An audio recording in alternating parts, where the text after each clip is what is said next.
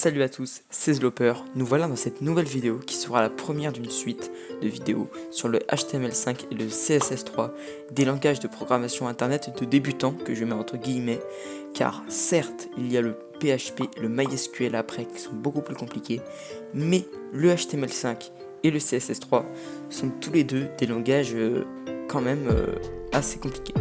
Dans cette vidéo, nous allons apprendre les bases de l'HTML. N'hésitez pas à prendre votre temps pour mettre pause et retenir ce que je vais vous dire. Tout d'abord, comme prérequis, il vous faut un ordinateur, bien évidemment, un navigateur internet, mais si vous regardez cette vidéo, c'est sûrement que vous en avez un. Tous les navigateurs sont autorisés, que ce soit Internet Explorer, Google Chrome, Mozilla Firefox ou d'autres. Je recommande Chrome et Firefox, mais vous pouvez faire votre choix. Un éditeur de texte, n'importe, peut faire l'affaire. Vous pouvez créer un site internet depuis votre bloc-notes. Je vous recommande fortement Sublime Text, qui vous aide énormément. Le lien de téléchargement est dans la description. Je vous expliquerai comment le télécharger plus tard dans la vidéo. Maintenant que vous avez tout ça, j'aimerais que vous sachiez de quoi est fait un site internet. Je vais prendre le site de l'Élysée comme exemple, qui est d'ailleurs très propre. Donc nous voilà sur le site de l'Élysée, et pour afficher le code source d'une page, vous pouvez faire plusieurs choses. Vous pouvez faire inspecter, mais c'est assez compliqué, c'est pas très clair. Et vous pouvez faire afficher le code source de la page. Donc voilà en fait de quoi est constitué le site internet de l'Élysée, enfin la page d'accueil. Donc il y a vraiment tout ça, tout ça, tout ça. Et voilà, c'est vraiment juste du code en HTML et en CSS. Donc là, je vous ai montré le code source du site de l'Élysée. Mais vous vous dites, mais Zlooper, c'est la merde, c'est quoi tout ce steak, je saurais jamais faire ça. Vous avez raison, à moitié. Oui, vous ne ferez pas ce site en quelques semaines, mais on va apprendre petit à petit. Si vous vous informez avec mes vidéos et avec d'autres moyens, car mes vidéos, je le rappelle, sont pour les débutants, vous arriverez au bout d'un moment à faire des sites complexes. Vous allez donc apprendre à écrire du code en HTML et en CSS pour créer un site. Mais vous me direz, pourquoi deux langages? Ces deux langages sont complémentaires. Mais on peut faire un site en HTML uniquement. Cependant, faire un site seulement en CSS est impossible. L'HTML décrit ce qu'il y a dans la page, les paragraphes, les titres, l'encodage. Pour ceux qui ne savent pas ce que c'est que l'encodage, nous reverrons ça à la suite de la vidéo. Et le CSS décrit comment sera présentée la page, si le titre est en bleu, en gras, à droite ou en haut de la page, etc. Voyons donc maintenant le site de l'Élysée sans CSS grâce à un plugin. Donc voilà le site de l'Élysée sans CSS. Donc vous voyez, c'est toujours utilisable. Je peux accéder au contenu principal, qui est normal. Je peux accéder à la recherche. Il y a toujours l'image de Macron en Polynésie. Mais c'est extrêmement moche. Enfin, on dirait qu'on est en 1990. Donc certes, le CSS n'est pas obligatoire pour créer un site, comme vous pouvez voir. Mais il est fortement recommandé d'en avoir, parce que sinon, vos utilisateurs ne vont jamais aller sur votre site régulièrement. Pour écrire du code, il vous faut un éditeur de texte, n'importe lequel suivi comme j'ai dit auparavant, mais le plus pratique est un logiciel qui s'appelle Sublime Text. Je vous ai mis le lien en description. Il est possible de l'avoir sur Windows, Mac et Linux. Donc voilà comment le télécharger sur Windows, car je ne possède pas de Mac ou d'appareil sous Linux. Donc voilà, donc vous tapez Sublime Text dans votre barre de recherche, puis vous allez sur le premier lien, sublimetext.com, je vous mettrai le lien en description de toute façon. Et là, vous faites tout simplement Download for Windows. Donc c'est ça, c'est comme ça que le site va s'afficher. Donc voilà, Download for Windows. Donc là, le truc va s'accélérer. Je fais une petite timelapse. Voilà, le truc est installé. Enfin, l'installateur. On va appeler ça comme ça. Donc vous acceptez. Là, vous faites donc Next. Vous cochez, normalement c'est coché. Et là, vous appuyez sur Install.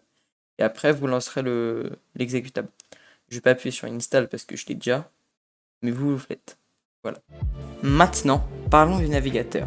Il en existe beaucoup, mais certaines versions sont vieilles et supportent mal la dernière version d'HTML qui est HTML5 et la dernière version de CSS qui est CS3. Certains navigateurs ne peuvent aussi pas supporter différents formats d'images ou de vidéos. Bref.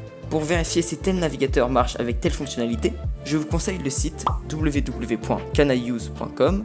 Le site est dans la description. Après, vous vous retrouvez sur ce site tranquillement. Par exemple, si vous tapez CSS3. Attendez. Bon, il y a plusieurs titres, enfin, il y a plusieurs parce que CSS3 tout le monde supporte, mais par exemple les transitions, c'est une propriété de CSS3.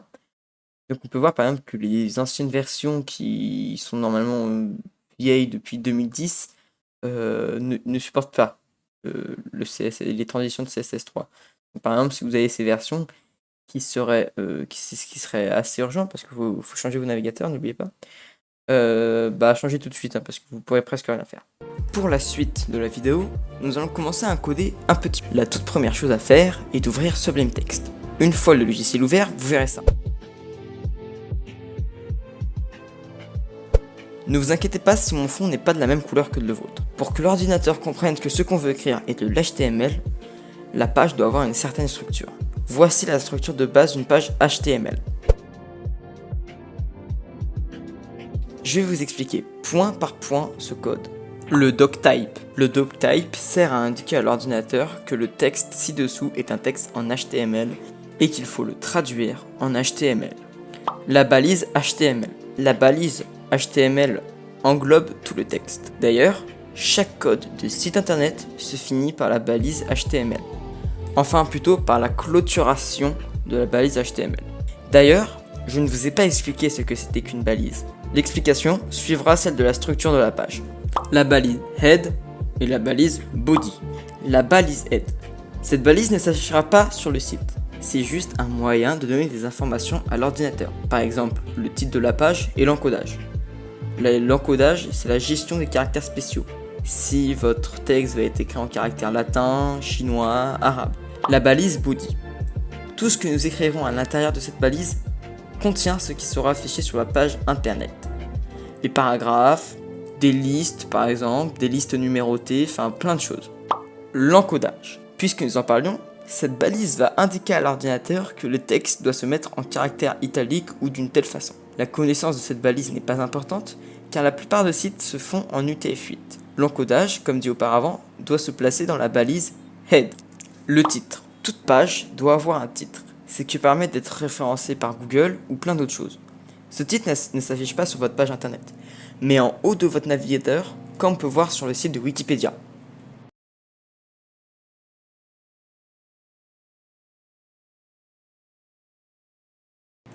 Voilà pour la structure d'une page en HTML. Mais vous vous dites, peut-être sûrement, qu'est-ce qu'une balise? Une balise est un mot entouré de chevrons.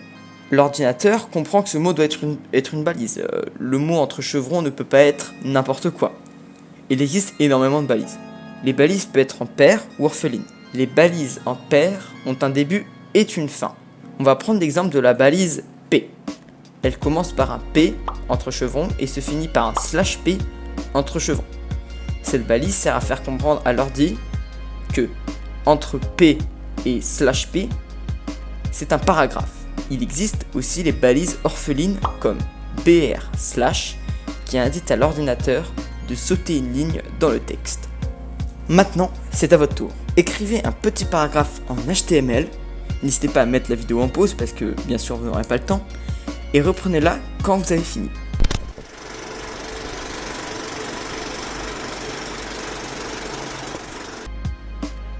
C'est bon?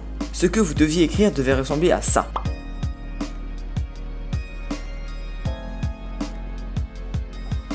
Voici la dernière étape de ce premier épisode. Vous devez enregistrer votre projet et voir le résultat sur votre navigateur. Alors, en haut à gauche de Sublime Text, vous appuyez sur File, puis sur Save As et enregistrez le fichier comme par exemple test.html. Après, allez sur votre navigateur et glissez le fichier HTML sur un onglet du navigateur. Cela va ouvrir votre page et vous verrez le résultat final. Nous voilà déjà à la fin de ce premier épisode pour apprendre les bases de l'HTML. Nous allons faire un petit résumé. Donc, tu as Sublime Text sur ton PC et tu sais comment est fait un site web. Tu peux me dire en quoi consiste l'HTML et le CSS et quelles sont leurs différences. Tu es aussi capable de me décrire ce que c'est que le doctype et chacune de ses parties. Tu peux me décrire ce qu'est une balise et faire la différence entre les balises paires et une balise orpheline. Tu sais à quoi sert la balise P et la balise BR. Dans le prochain épisode, nous verrons ce que sont les attributs, mettre des commentaires sur le code et organiser notre texte grâce à des balises. Merci d'avoir regardé la vidéo. Ça change vraiment beaucoup de ce que je fais d'habitude. Il y a eu beaucoup de montage. Ça a pris beaucoup d'heures à écrire le texte, à faire le montage, à faire la voix off. J'espère que vous avez bien aimé. Désolé pour les bruits de fond certaines fois, c'est parce que j'habite à côté de la SNC, j'habite à côté des rails de train, vous connaissez. J'espère que la vidéo vous a plu. N'hésitez pas à liker, à vous abonner, à dire si vous arrivez. Bah vous voyez par exemple le train là juste. Attention, on attend. Et n'hésitez pas à dire si vous avez réussi dans les commentaires. Merci, à bientôt.